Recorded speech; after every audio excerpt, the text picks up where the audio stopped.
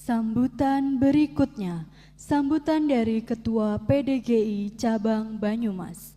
Yang kami hormati Dr. Gigi Rahadian Indrajati, disilakan.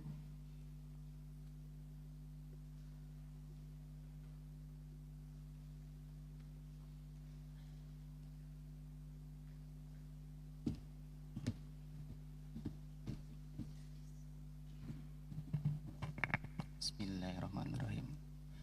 Yang terhormat Rektor Universitas Jenderal Sudirman, dalam hal ini dimuliakan oleh Wakil Rektor 2, yang saya hormati Dekan Fakultas Kedokteran Unsud, yang saya hormati Ketua Jurusan Kedokteran Gigi, yang saya hormati Direktur RSGM, dan saya hormati tamu undangan, serta tidak lupa dokter gigi baru serta orang tua dokter gigi baru yang tentunya sangat berbahagia.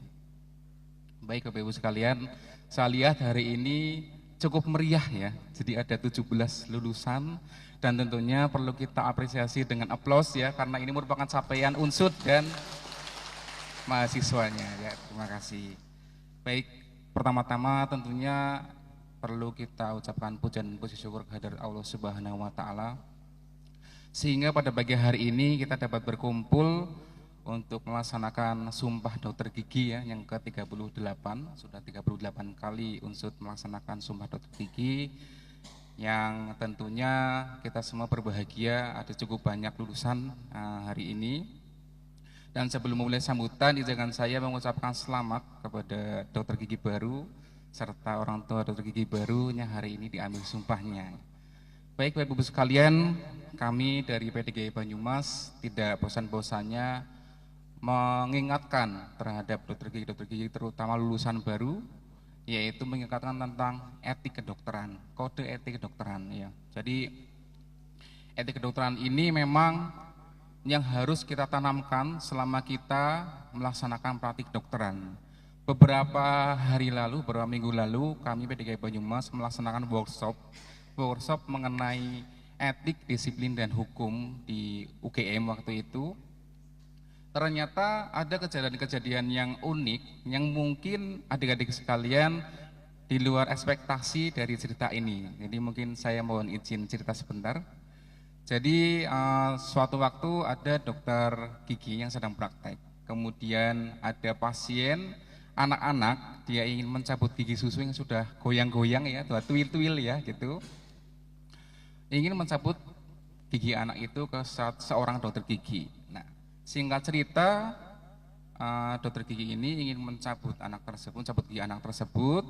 Nah, tiba-tiba tidak diduga anak tersebut menggigit jari dokternya. Nah, ada yang sudah pernah merasakan ya? Pernah ya, Partiswati pernah merasakan, apalagi yang mungkin yang kurang kooperatif. Nah, secara refleks, dokter gigi ini mencubit si anak ini. Nah, mungkin karena sakit digigit ya, akhirnya kemudian mencubit anak ini. Dan apa yang terjadi kemudian, ternyata orang tuanya tidak terima. Dan akhirnya menurut dokter gigi ini ke Undang-Undang Pelindungan Anak, kekerasan anak di bawah umur. Nah, apa yang ingin saya sampaikan dari pesan ini, bahwa di dokter gigi ini kita sangat dekat sekali dengan kode etik atau pelanggaran etik, disiplin maupun hukum. Sehingga apa yang ingin saya sampaikan adalah kita nanti pada saat sudah praktik ya, adik-adik nanti sekalian pada saat sudah praktek, mohon untuk berhati-hati, hati-hati sekali. Tanamkan segala ilmu yang sudah adik-adik dapatkan, baik ilmu disiplin yaitu ilmu pengetahuan kedokteran gigi, serta etik kedokteran yang sudah teman-teman dapatkan untuk melaksanakan praktik kedokteran dengan sebaik-baiknya.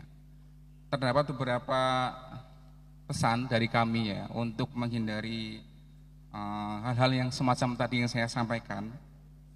Yang pertama tentunya komunikasi yang baik terhadap pasien ya. Jadi gunakan komunikasi yang baik selalu kepada pasien, sampaikan segala informasi yang dibutuhkan pasien, karena kalau nanti teman-teman sudah banyak pasiennya, bahkan puluhan mungkin ribuan ya setiap bulannya, itu pasti akan mengalami suatu waktu di mana teman-teman itu akan sedikit lupa tentang hal tersebut. Jadi ini komunikasi ini betul-betul harus ditanamkan ya. Jadi supaya pasien juga mendapatkan informasi yang lengkap dan terhindar dari hal-hal yang seperti tadi. Yang kedua, perlu kita ingat bahwa pelayanan kedokteran kita ini yaitu berupa inspanning verbim tennis. Artinya bahwa pelayanan kita ini hanya ikhtiar ya. Jadi kita ini bukan penyembuh. Penyembuh ada di Allah Subhanahu wa taala, kita hanya bisa upaya ikhtiar. Jadi maksud saya bahwa nanti pada saat ada di sekalian praktik jangan sampai menjanjikan kesembuhan kepada pasien ya. Karena memang kesembuhan itu memang dari Allah Subhanahu wa taala. Kemudian yang ketiga tentunya semua tindakan terutamanya invasif jangan lupa inform konsen karena ini merupakan sebuah perlindungan hukum kepada adik-adik sekalian pada saat nanti adik-adik sekalian berpraktik. Kemudian hak pasien selalu diberikan, ikuti standar SOP, dan juga yang paling terakhir, yang paling penting bahwa adik-adik sekalian perlu berdoa sebelum dan setelah praktik.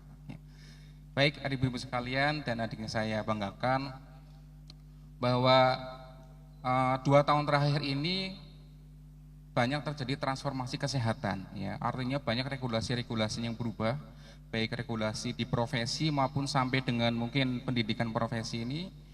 Dan tentunya kami berpesan kepada adik sekalian ikuti terus regulasi-regulasi tersebut ya, karena ini sedang berkembang sangat pesat 2 tahun ini dari tahun 2023 sampai tahun 2024 sehingga jangan sampai nanti tertinggal ya. Baik Bapak Ibu sekalian, pesan kami kepada dokter gigi baru lulusan Unsud ini tentunya kami berharap nanti teman-teman dokter gigi ini dapat menjadi dokter gigi yang luar biasa. Yang luar biasa yang dimaksud adalah dokter gigi yang mampu memberikan perubahan dan memberikan pengaruh besar bagi kesehatan gigi dan mulut di Indonesia. Sekian apa yang dapat saya sampaikan, rasanya kurang bijak apabila saya berbicara terlalu panjang lebar. Terima kasih. Wassalamualaikum warahmatullahi wabarakatuh.